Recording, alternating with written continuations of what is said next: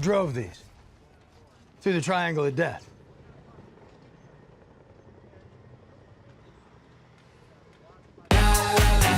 Hello, everyone. My name is Ryan Cam, and welcome back to the Phillips Project, where myself and Jake from 3D Movie Cinema have been reviewing all of Todd Phillips's directed films in honor of Joker Folie à Deux, coming to theaters in just a couple weeks now, or maybe even shorter than that.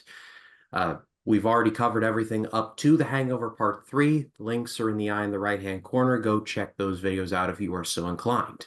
But this week, we're going to be taking a look at War Dogs. This was released in 2016, and it starred Miles Teller and Jonah Hill, among others. But first, I have to introduce my co-host from 3D Movie Cinema. It's Jacob Collins. Jacob, how you doing? This is a great film that I really enjoyed, and not just because I know someone on the film, but yeah, I really like this movie. Even if I didn't know anybody, I would just say this movie is fantastic. By the way, it's well done, well shot, well directed.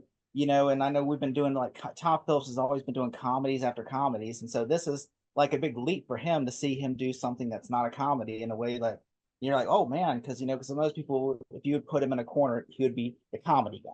You're like, oh, he directs comedies. But like this is a big leap for him because you're like, wow, War Dog, this is a true story. Wow, this is crazy. So I'm excited to talk about this movie. Yeah, and this week we've got quite a coup for this channel. We got somebody who actually worked on this film. So I'm happy to introduce Josh Compton. He was a production assistant on working on War Dogs. So Josh, thank you so much for your time. Thank you for coming on. We do appreciate it. Yeah, totally. Thanks for having me. I hope I can answer some questions for you. I definitely had a very minimal role on the movie, but it was a really, really fun experience. Yeah, I was thinking about it. I'm like, I'm not sure. Like, should I ask him like what Miles Teller was like? I'm pretty sure he didn't even meet the guy. But so I wasn't exactly sure like what stories I should ask you about. But just in general, like it must have been really fulfilling, like working in movies and like seeing them through to a completion. Because I say all the time, making movies is really hard. And so when I say on this channel, like if I do like a bad review, I don't really like to talk negative about movies because they are so hard to make, just from what I have experienced personally and what I've seen from the outside. What was it like working on War Dogs? What was just the general experience like? Was it fun? Was it hard? Good days, bad days?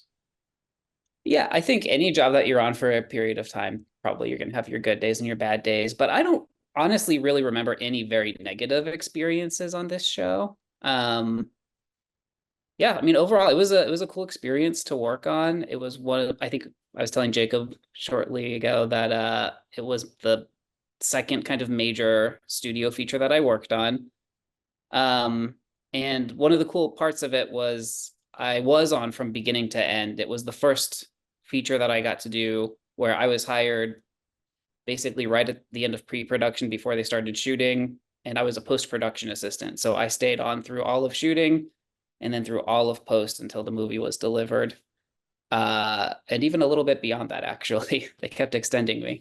So I saw, the whole thing. I got to be on set a little bit, and I actually did get to meet, I think, pretty much all of the main cast in the movie, because they would, they swing by the editing room to see, various versions of the edit and how it was going. And we'd also bring them back in for ADR, which is where they would kind of re-record lines of dialogue that we didn't get cleanly on set. So I got to meet most of the actors doing that kind of work. It looked like from what I saw, because I watched this for the first time, it looked like a lot of it was filmed on location. Did you all actually go to like I would imagine getting to Iraq might have been a little tricky, but like what was the locations like? They did do a lot of location work. I'm trying to remember. It's been a long time actually now since we shot it. I And mean, I 2016 know, came out, I would imagine mid mhm. 2015, early 2015, early. Yeah, I think I worked on this from toward the end of 2014 through a lot of 2015, something like that. Okay. They definitely shot a huge unit of it was done in Miami.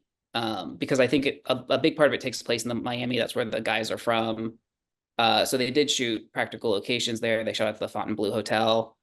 And then we did do a unit here in LA. Like I remember the gun range scene was shot here in LA, and all of the desert stuff for the Iraq scenes was done here in Southern California. Probably like 2 hours outside, maybe a little further. I can't remember exactly where they shot, but there are deserts all around LA. And there's this one area that has those like gentle dunes. That's very much like what that part of the Middle East looks like. And yeah, they shot it out there.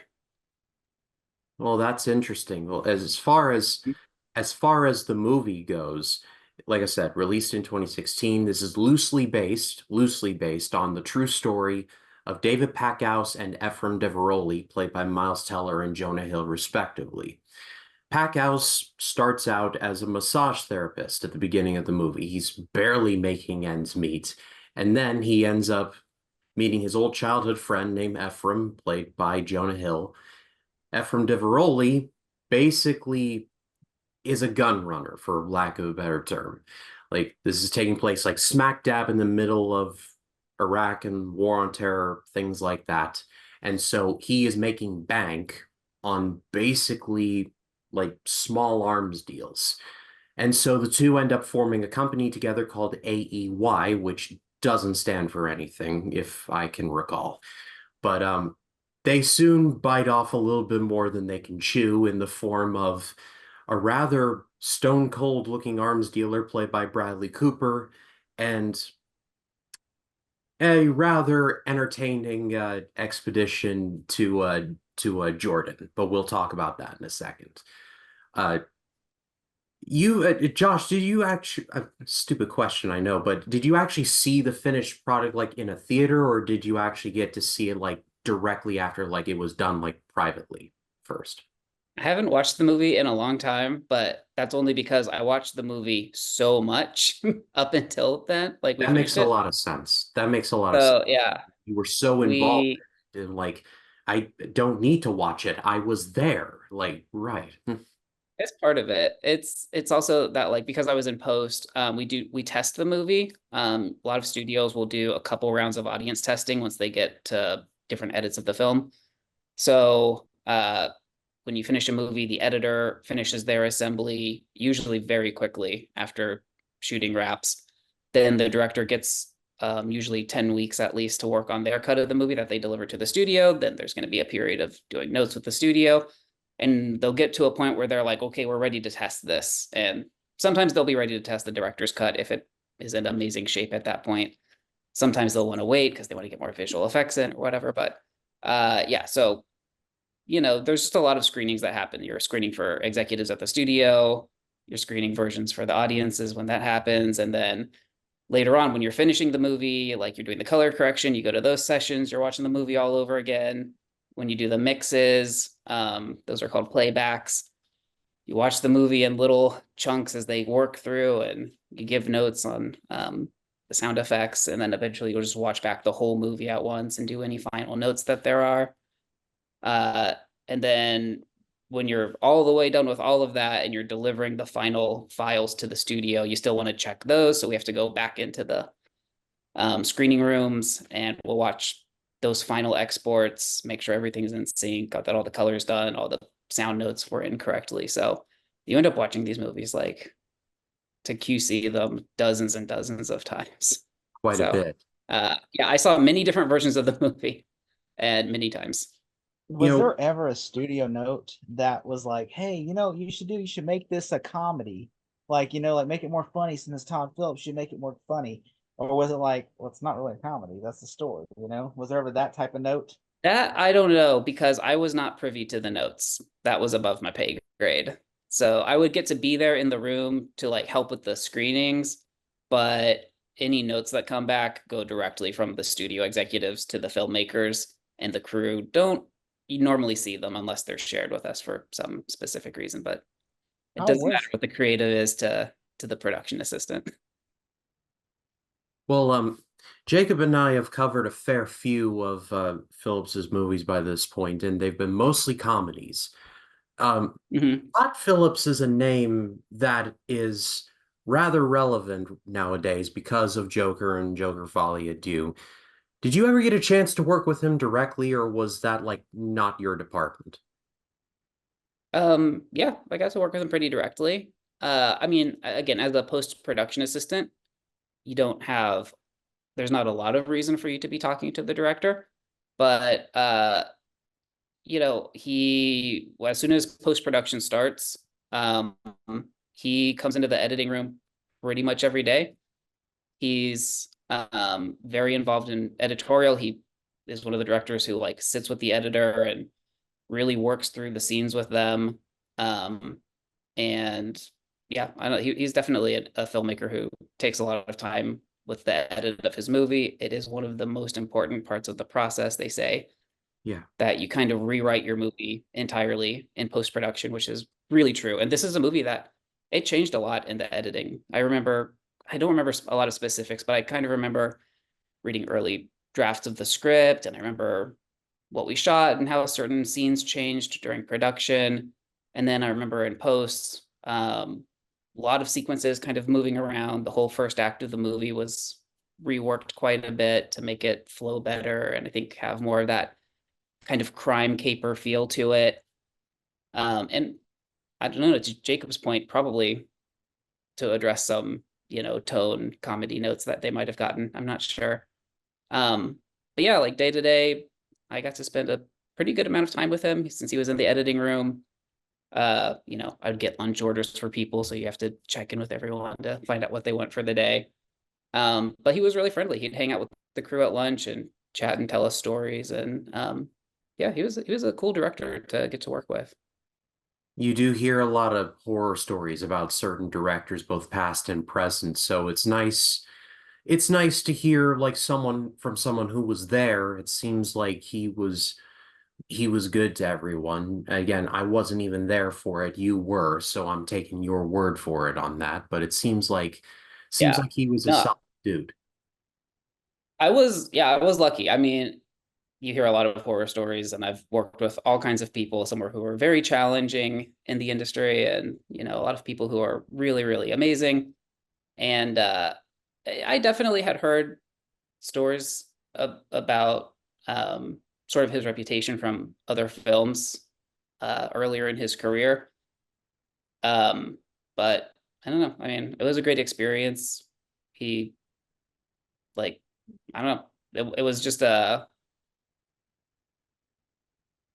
pretty normal working experience, I guess I would say. I don't know, not the greatest answer, but No, no, no, no, no, no, that's fine. I mean, like I said, you hear all types of stories. You see like movies where you see directors who turn out to be like not so great people, but they're tortured geniuses or something. And you can, like, you listen to podcasts and you watch YouTube videos and you hear like third party stuff. Like, I was not there for it, but you were. So it just fascinates me to hear stuff like this. I know, I know what you mean. And like, even it's like, it's hard for me to answer the question because I get asked this a lot when people will find out that, but like, even when I first worked on it, people would be like, oh my gosh, you're working on Todd Phillips movie. Like, what's that going to be like? Is he like, does he have a crazy, I don't know, personality or temper or whatever?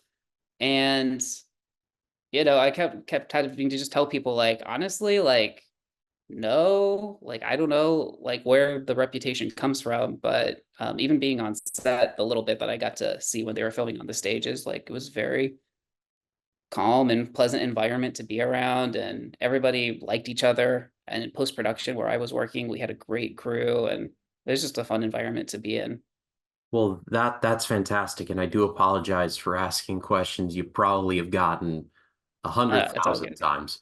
But you were talking about the first act, and the movie opens. We meet Miles Teller's character, David Packhouse. He's a massage therapist. He buys like a life savings worth of bed sheets to sell to retirement homes, which is certainly a strategy. And then he meets Ephraim Deveroli at a funeral. You were talking about, I think you touched on it was supposed to be different tonally, if my memory serves. What was that like? Oh man, that's hard to speak to very specifically. I don't remember how the opening changed. I just know it was paced up a lot. Um, I think we had to cut some scenes out. It was just, it's a very plot heavy movie. It's a lot of like, this happens, then this happens, then this happens, and there's a lot of setup. And so I think a big challenge that Todd and the editor Jeff had was, um, just condensing all those story beats into their most essential little pieces, and then putting them together in a way that was like fun and engaging and drew you in and didn't feel dry and just like they're feeding you exposition and backstory. Yeah. Um, so again, it's been so long, I can't remember specifics, but I just think like that was kind of the work that was going into the first act. So it's a lot of finding that editorial style that's very similar to kind of Scorsese um, style of editing, where lots of voiceover, a lot of music cues that kind of carry you through the different eras. And yeah, just kind of finding that choppy style where you get all the pieces of information you need and you're connecting to the characters, but getting through it as quickly as possible so you can get to the real meat and potatoes and drama of the story that comes a little bit later once they really get into the arms dealing. Gotcha. One thing that I noticed myself was, and I don't know how out of bounds is it going to be, but here goes. The movie kind of reminded me a lot of Scarface, and Scarface gets referenced quite a bit in the movie. And it's, I've also seen some people call this like diet, like Wolf of Wall Street, which is a bit unfair. But I mean, Wolf of Wall Street came out a couple years prior. It was a big deal, and in many ways still is.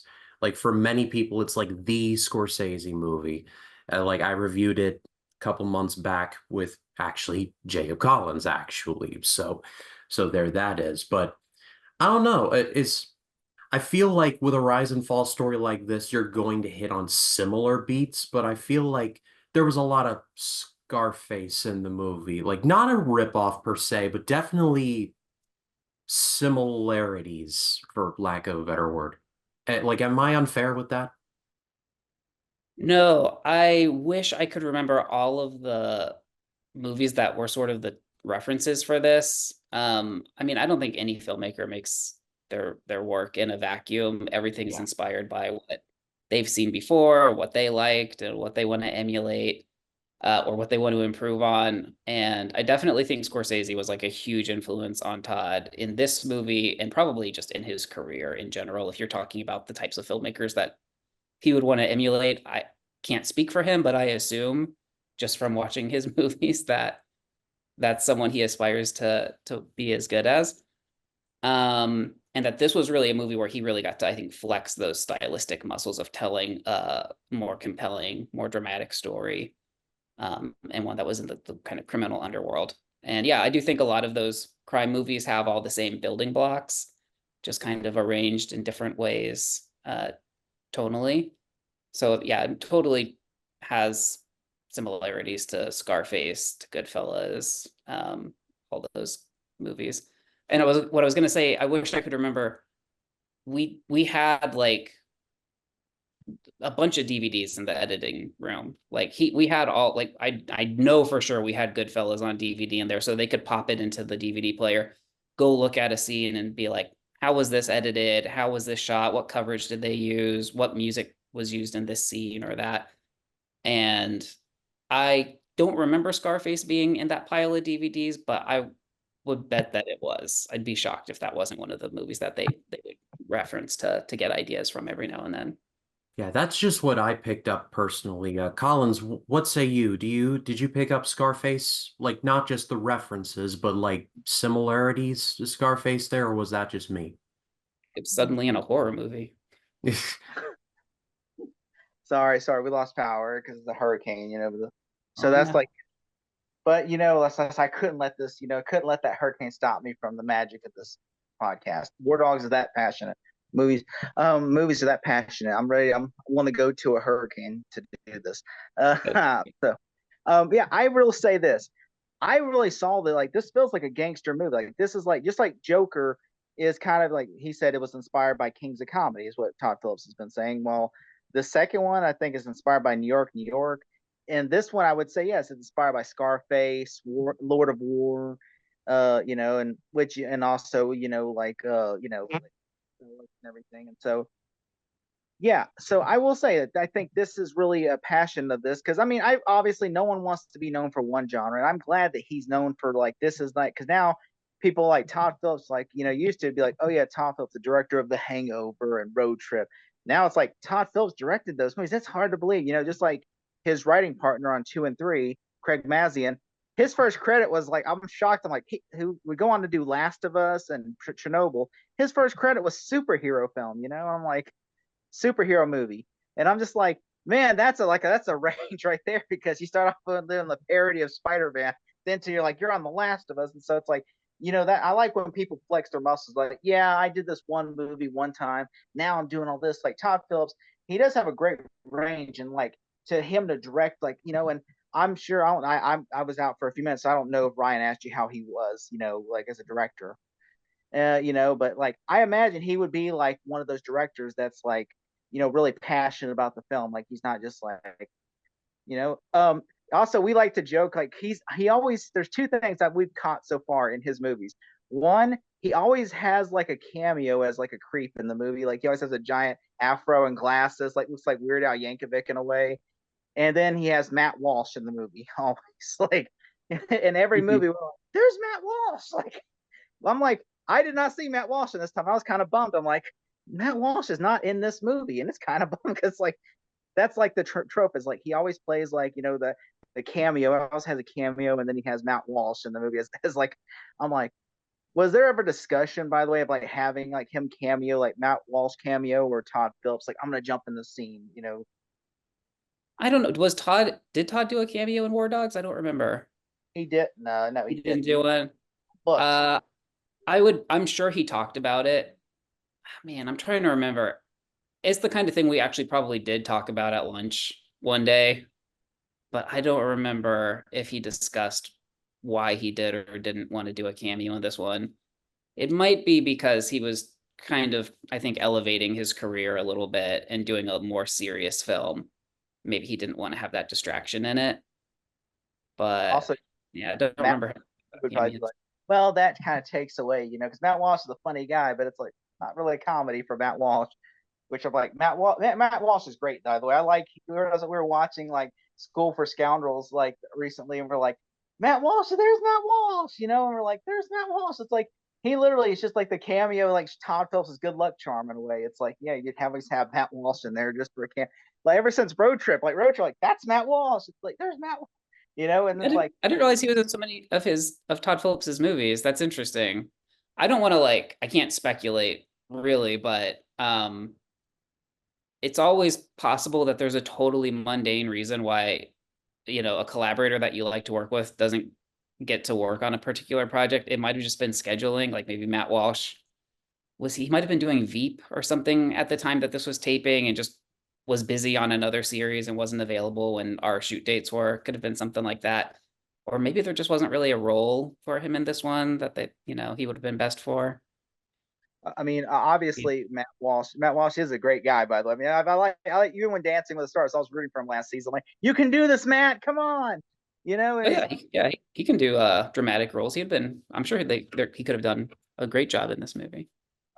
Which also Bradley Cooper. I could have swore we talked about this, like last year and so I could have swore.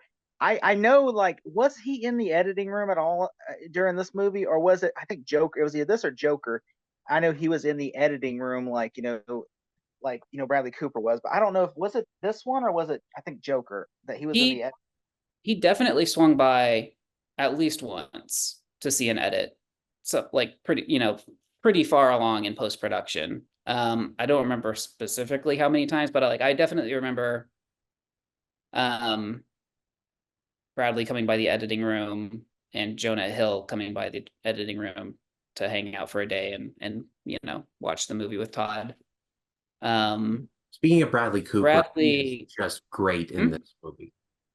Like he had a blast with that role. I think he's kind of against type a little bit in this. Like he's definitely he's done dramatic work for sure, but he's done like he is like sinister in this, and like Mhm. like the type of sinister where he won't show you how sinister he is until he absolutely has to. Hence the scene near the like it's teased in the beginning with the tease of the we're gonna start you off here, but we'll come back to this, and then the moment where where David gets thrown into the trunk and taken to the abandoned warehouse, and then sure enough, Gerard's standing there like, I'm serious now. Like that scene freaked me out. I'm like, oh my God, like they have officially bitten off more than they could chew now.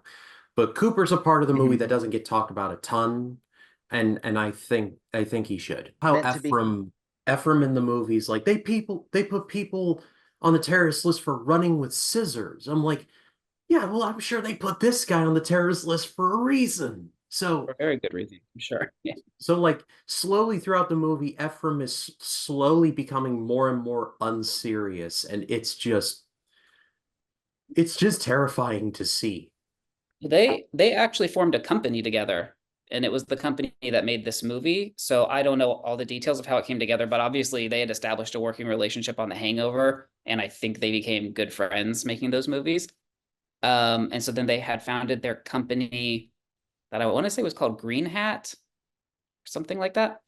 So Bradley actually like he worked in an office on the Warner Brothers lot with Todd, and I think they produced and developed this movie together. So I'm guessing that character was like kind of always going to be Bradley Cooper from the time they originated the idea for the script. I was telling Ryan off camera. I said he kind of looks like Dan Stevens from Abigail. I feel like Dan Stevens stole look off of this from Bradley Cooper. He's like, because I'm like, I was watching Abigail the other day, and I'm like, Dan Stevens looks just like Bradley Cooper in War Dogs. Like, And maybe I haven't seen Abigail. I don't know. I was like, which I'm like Bradley Cooper though, like and I like how like what's what Ryan joked to me off camera and goes, Dan Steven literally Bradley Cooper meets at a casino, Miles Teller at a casino, which is so ironic because the last three movies that Todd Phillips and Bradley Cooper made were the Hangover movies, which two of the three movies were at a casino, Mhm. which that is just so funny. It's because like which did they really go to like a casino to shoot this movie like for that scene, or was it like done in L.A.? I think they did. Yeah, the scenes on the casino floor, I'm pretty sure they went and did like 2 days in Vegas that I think there were some stories from. Uh, but I don't remember. It's hard to know exactly what got shot where because like that big arms convention that they go to that was filmed in Los Angeles at the LA Convention Center. So the whatever they did in Vegas was very contained. So I think it was just a few scenes that take place in the hotel where they just need to get that look that you can't get anywhere other than in an actual Vegas hotel. I mean, you can go to Atlantic City. I mean, like, that's what Zack Snyder did for Army of the Dead. Just went to Atlantic City and I suppose it's a quicker flight to take everyone from LA to Vegas though. um. Also, like what I had a question. This was just something that just kept bothering me while I was watching it. Was what was with like the word captions every 5 minutes? It felt like there was just like words that come on the screen, which I know they're describing the scene, but like Hmm. my idea was that to just be like, oh, now we're really screwed. Like just like the words, just to go like just kept appearing That like is almost like actor select. It's a really interesting question. I don't, that definitely would have been an editorial choice, but I don't know where that came up. Uh, my guess is that they just thought it was helpful for the audience to kind of track the sequences of the movie and like where we are and like what the current goal is. I think kind of movies like this um sometimes can benefit from just a little signposting that kind of help audiences stay engaged. It might have been a note from one of the early tests. Sometimes that happens. Like you'll test a movie with an audience, people will be like, I didn't know where they were when they were in the Eastern European country. So the way to address a note like that might be like, let's just put locator titles up. And I also think at that time, around 2015, 2016, those big full screen blocky fonts were also just kind of like in fashion. You're seeing them in a lot of music videos and a lot of internet content. So I think it was just a style that people were starting to play with and adopt. So I have a feeling that's why they did it that way. I mean, look at the Russo brothers for the Civil War. They had literally just like giant fonts like Queens, and you're just like, like really, like just because it used to be like little tiny word captions, but instead of like giant word, you're in Queens because they put giant word Queens. Like Yeah, the giant whatever, like chyrons that get thrown up on in movies is definitely like a trend that's been going for the last 10 years or something like that.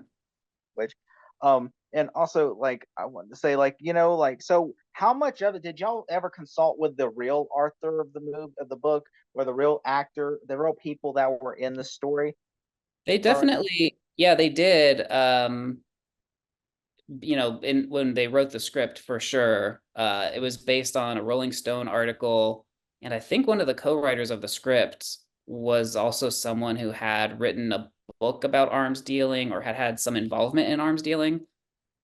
It's actually one of the cool things about these based on a true story type movies that are based on relatively current events like this is it's easy to find the Rolling Stone article that it's based on and see which stories came from that article. And then you can Google these guys and find articles that were written about them when all this stuff was happening and see what their actual real life stories. So you can really kind of piece together what parts were taken from real life and what was totally fabricated and how things were mixed and matched. But like, I remember that the trip through Iraq did not happen to the two guys that the movie is about. I think that was a journalist or someone else, one of the other co-writers of the movie, that was like based on his experience. And I think he had even written it in it's his own script that was like based on his experiences. And they sort of maybe some Warner Brothers probably owned that script and they decided to like, let's mix this IP that we own with this other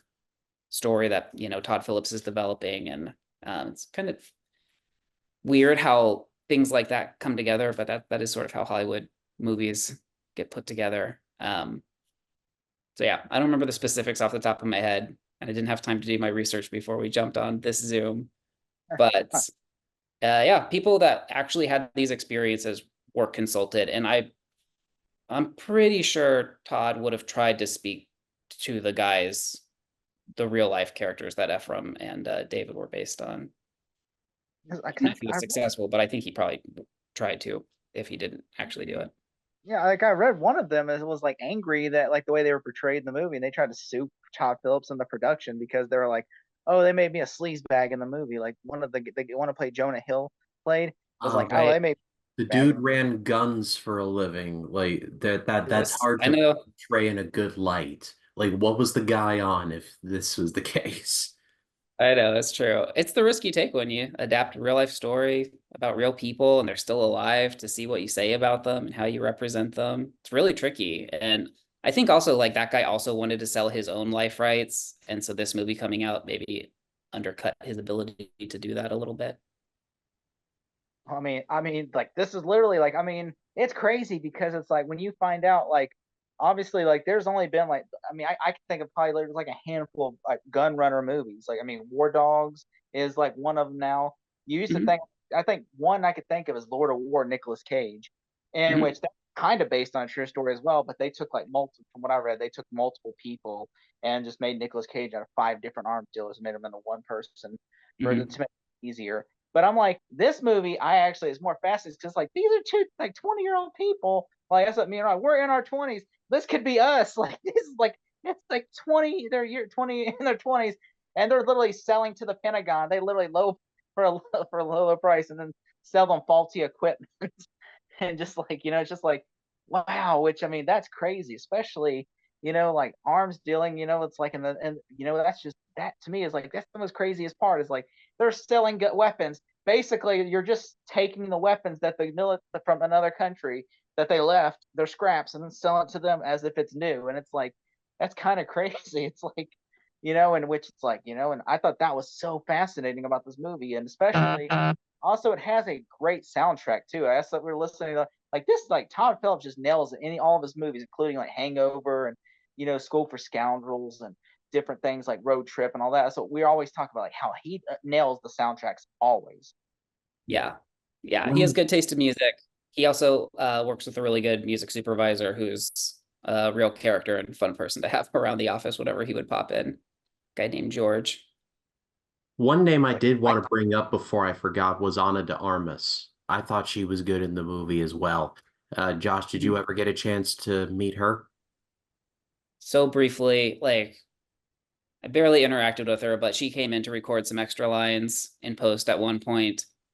So I basically just like met her at her car, walked her into the stage where she was recording her lines. She was feeling a little under the weather that day. I think she was like getting over a cold. So we pretty much just like gave her space and didn't No, try to chat with her or anything since she wasn't feeling 100%. But she seemed like she was a very nice person. no, fair enough on that. But she has like one of the more underrated scenes in the movie for me personally was when David returns from Albania for the last time. He then goes and basically like because their whole relationship is like built on like not built on, but their fights are built around him lying about what he truly does. And so then as soon as he like shows up at their apartment, he's like, here's what you need to know, and then basically like lays out everything. And so I can't do the scene justice now. I'll put a little clip in right here, but I love the scene so much because up until this point is like there was like this tension of does how much does she really know, and turns out not really enough to like save like save a conversation like this. But I thought that was very well done. I guess that's my point. Mm-hmm. Yeah. Um, she's a really important part of the movie. She's kind of the only character that has a heart and kind of grounds the audience with a little sense of morality about what these guys are doing. You sort of have it in, I guess, the David character that dates her or is married to her. But, because they have shared values, but he obviously starts going down this darker path, being seduced by greed and money and, the power that comes with the arms world. Whereas she gets to be this voice of reason that I think helps the movie from feeling like too dark and disturbing.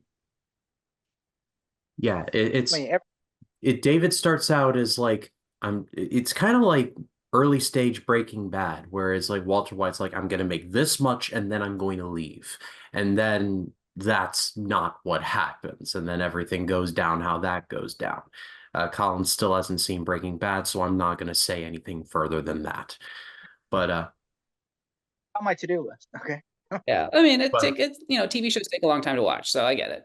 But Movies like you, the point I'm trying to get at is that what's compelling for me is that David starts out as he's struggling, but he's trying to do the straight and narrow. He's trying to be honest. He's trying to provide. And then when he sees this opportunity, he's like, I'm just going to do this one deal. I'm going to make my money and then I'm going to cash out. And that is not what happens. And so I thought that was done particularly well. That's my point. That's what I was going Yeah. to say. and Miles Teller, was he like a good guy? Like, I mean, like a lot of people, from what I've read, like people say he's a nice guy. Like, was it true Miles Teller is like an awesome dude to work with, or was it like, like some days we're good, some days we're bad? Oh, him as an actor? Well, again, I don't know that much. I don't have many stories from shooting, from production, although I'd never heard any negative stories about how things went, other than just like the normal production, like time constraints. That's an issue on every movie. Um, but yeah, he was probably the actor that I interacted with the most because he had to come back the most times to do more recordings. And I think also he just lived in LA, so he was around more often to swing by and visit. Uh, but he was another, he was also very easy to work with. He was really gracious to the crew, and he remembered my name when he'd come back 2 or 3 weeks after the previous recording session. And he's a cool guy to chat with and eat a tender green salad with. I don't know where I What heard this, but I always like I heard a story somewhere that Miles Teller was difficult to work with, but from what I'm hearing, like that the rumor of that is greatly exaggerated. It's just tough. Like everyone has good days and bad days. I don't have any negative stories about him that I've heard. I mean, I guess I've probably heard some of the same. I can't think of like any real rumors about him that I've heard, but it just kind of feels like there's something about everyone out there in the ether. You know what I mean? Like almost every celebrity, someone has heard some like rumor about them being difficult or not. It's just like, I think those rumors do come from somewhere because working on movies is really stressful. The days are really long. What actors have to do seems pretty easy, but it's incredibly complicated and difficult and so hard to pull off with the distractions of being on a set with hundreds of people around you and a lot of pressure on you, like getting something right and having very little time to get a performance right, and you're doing just little tiny pieces of it at a time. It's hard to be an actor in a movie, and so I get that people sometimes get frustrated and maybe snip here or there, and then they get a reputation for being a terrible person. But most people are really collaborative and really want to have good relationships with the crews and make a lot of effort to get to know people. And I think that's way more common than people with bad attitudes who are problem people, although they're certainly out there. Which, I mean, you could think about like Christian Bale when he did his rant on Terminator Salvation. It's like he was literally doing the premiere, going from literally the premiere of The Dark Knight all the way to shooting Terminator. Plus, the movie's coming out May of 2009.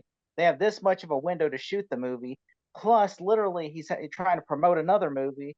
And then on top of it, he's going through legal problems with his lawsuit between him and his mom. And then so it's where like he's like just then finally all this stuff's in his mind where eventually he just snaps on a crew member because he's like, I'm trying to shoot this scene. The crew member walks by and just ruins his mindset. I could see somebody snapping, it's like, just all this pressure on me. And then he had the famous rant and then he apologized later about it. He was saying it was not called, but I can understand that because I mean, every actor has that moment where it's like Tom Cruise famously had his rant like a couple of years ago because there's COVID was happening and everybody, and everything. And so like, crews were, they kept shooting production. And so I could see it happening. I mean, like, like I imagine Miles Teller, was this like during Fan Four Stick, or was this like, was he coming off of that, or was he still going back and forth from this movie to that? They were finishing Fantastic Four at the same time. And I do remember, I don't know if I should tell this, but it's not that bad of a story. It's not, it doesn't really shine anyone in a bad light. My channel's not that big, Josh. Go ahead. That's sure. I do remember one time when he came in for ADR in the studio with Todd. I heard very little of this conversation because this was, Todd Phillips talking with his actor Miles, and like there was a conversation between them. But Miles was talking about like he had just seen a recent cut of Fantastic Four, and he was like, I don't know, man, this might be the end of my career. And Todd was very gentle and encouraging and was, I think, giving him the advice of like, it's just one movie. You can't control how the quality of the movie that you're in. You can just try to do, pick the best projects that you connect with the most and then do the best job you can with them. And then at the, ultimately you have to kind of give up the outcome of it. But yeah, it was at a point where Fantastic Four was not out quite yet, but was going to be soon. And he knew it was going to be a stinker. Oh God. Yeah. I mean, at least the dude would go on to do Top Gun Maverick. So at least he's fine going for him. He's got nothing to complain about. But I think to close things out as far as talking about War Dogs goes, I thought this was very entertaining. I loved hearing some of the stories behind the scenes. I think 2016 was a pretty loaded year for movies. I mean, you look up and down the calendar, you got stuff like Arrival, Captain America, Civil War. I'm thinking of some very, very like heavy hitters that I'm blanking on at the moment, but I'll put posters in post here to illustrate my point. But 2016, I remember being a huge year for movies, like massive, big. And so like smack dab in the middle of summer was War Dogs, just there. And I feel like it got a bit of the raw deal there. I feel like there's a lot of parts of this movie that definitely have relevance. I'll just leave it at that. I feel like it's pretty well acted. There's some very entertaining sequences. Credit to you, Josh, for having a small hand in crafting some of those. I especially love the Falula scene where they have to literally feed the gas into the tank while ISIS or someone of that nature or I can't remember the group's name. I don't want to say ISIS. Yeah. That's ISIS Taliban, I'm pretty sure it was the Taliban. I had a brain fart, my bad. But the Mhm. Taliban are chasing them. They're trying to get across, and then the military comes and chases them off away. While Soundtrack to Fortunate Son by Creedence Clearwater Revival, which is overused, but I still pop for it. I'm not gonna lie. But just overall thoughts. Collins, I'll go to you first, just to close things out. Thoughts on War Dogs and why? I just think it's a great film, and just not because I know the guy who worked on, but like I think this is a great film regardless because it shows that Tom Phillips has range. Like he's not just a comedy guy. Like I've said before, Tom Phillips is a fantastic director. I mean, and obviously I don't look again. I'm sure Josh could probably know the answer more than me, but I'm pretty sure like a lot of people probably went into this because I know the ads made it look funnier than what it was. But I'm sure that I'm sure that there were probably a lot of people went in thinking this is going to be like, oh, this is going to be like a comedy version of gun running, and it's not. But it's still there is funny moments in the movie, but it's really just a heartfelt, true story that I think is really good at heart, and I'm really happy that this movie showed that Todd Phillips could direct something like the Joker movie because I mean after War Dogs that's what it would be, Joker. And I think, and I think if it would have just been Hangover, another comedy, then Joker, I think then people would probably like Warner Bros. Might have said, well, let's let somebody else direct it because but I'm glad that this movie was kind of like his audition for the Joker in a way. And so I think Mhm. this is Oh no, you're totally right. Yeah, I think it was a big stepping stone for him being able to do the Joker. Um, yeah, and I did you the ads they kept just making it comedic like they kept showing that scene you drove through the triangle of death. It was awesome. Like it was like they're trying to sell this. You could tell the studio's trying to sell this like, oh, from the director of the Hangover trilogy, and I was like, which I think a lot of people, including myself, when I first watched it, I'm like, oh, this is like a comedy, but like for gun running. But I think it's not. It's actually I mean, which does not say comedies are not like bad, but like this was actually like a serious movie, and I kind of felt like, oh, because people were assuming Todd Phillips, they were thinking, and this from the director of The Hangover, they saw like one funny moment in the trailer, they're thinking this is going to be the whole movie, and so I think a lot of people were expecting that, like, oh, this is going to be like The Hangover, but during the war, a political war movie, and I think that's what kind of sucks because I've seen like there's a Sandra Bullock movie that came out like I think the same year, which is like our brand is Crisis, I think is what it's called, Our and like the brand our brand is Chaos. I think it came out a couple years prior and no one remembers it. And I yeah. think that's when they were trying to make that market like a comedy. And I think it's kind of hard to do it because you can't do like Chris Rock. I think or Will Ferrell are the only two really that can mark like political comedies. And I think this movie kind of got looped into that because I mean I don't think Warner Brothers kind of understood what this movie was like. This is like, oh, it's like Pain and Gain, or is it like what is the story? And I think that's what kind of got shelved with this movie. And I think it's a great film. Yeah, absolutely. I think it was really overlooked at the time. It's an underrated movie. They definitely didn't know how to market it or sell it. And it makes sense. It's a tricky movie because you're right. It kind of is in sort of a nebulous like crime drama comedy-ish, cross section of genres.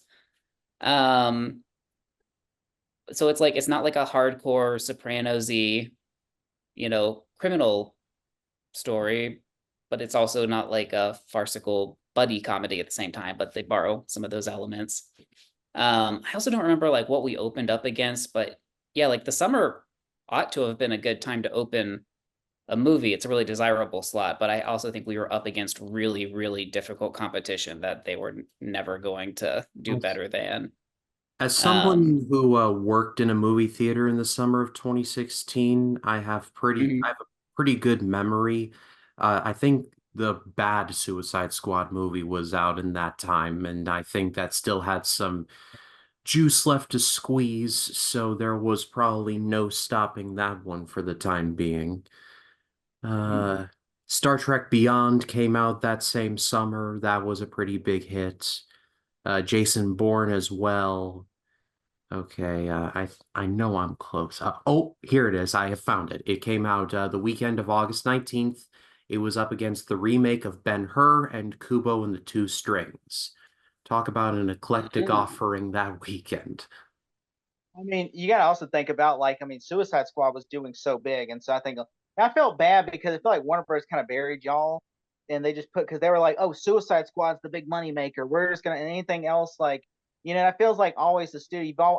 This happened last year too, where they had two studio movies and they put like the one that they didn't think was gonna do as well. Oh, we're gonna put this down here where nobody will watch it, and then we're gonna have like our bigger movie, which Suicide Squad over here, and I think that kind of felt like, okay, they had no faith in you. They're just throwing you down here. So that way, like, well, we fulfilled our contract, even though it's like, yeah, well, you buried us because obviously you think people are going to go watch us or Suicide Squad compared to if you put us like around like, like a January or like, and I always say like January releases are probably the best release for a movie because it's after Christmas and nobody like really goes to the movie. That's why Jason Blum does so well because he's like, hey, I can just put any movie out in January and most likely people are going to go see it, because it's like True. something. Yeah, the competition's pretty light in January. It's a smart strategy. Yeah.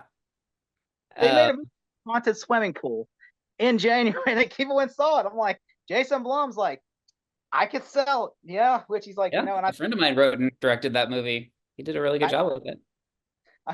I've not seen it, okay, but I kept like I kept making jokes about it. It's like it's a movie about a haunted swimming pool, and which that's what Ryan's like. I don't know if Ryan's seen it, but I'm just like telling Ryan because there's a movie that just came out called AI, or Mhm. Afraid, where it's called Afraid, where it's like Afraid but has AI in it, I've and I was seen it. like, It's not fun.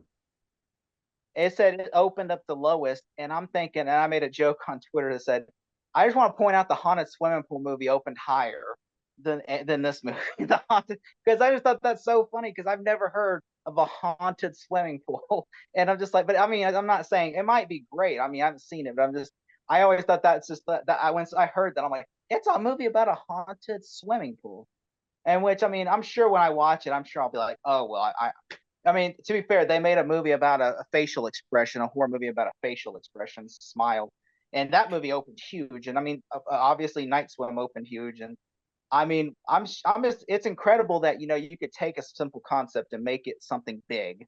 I mean, I honestly think that this is, I like that that studios that are like, I like that studios like Blumhouse. We have little studios that can make these pictures because I know most studios now, like Disney and Warner Brothers, are like, oh, we're committed to making franchise movies. And like we read today, me and him, we found out we're like they're taking The Hobbit, The Hunt for or not The Hobbit, but Lord of the Rings, The Hunt for Gollum, and they're making it into two films. That is a Yeah. past in a book that they're making two films out of.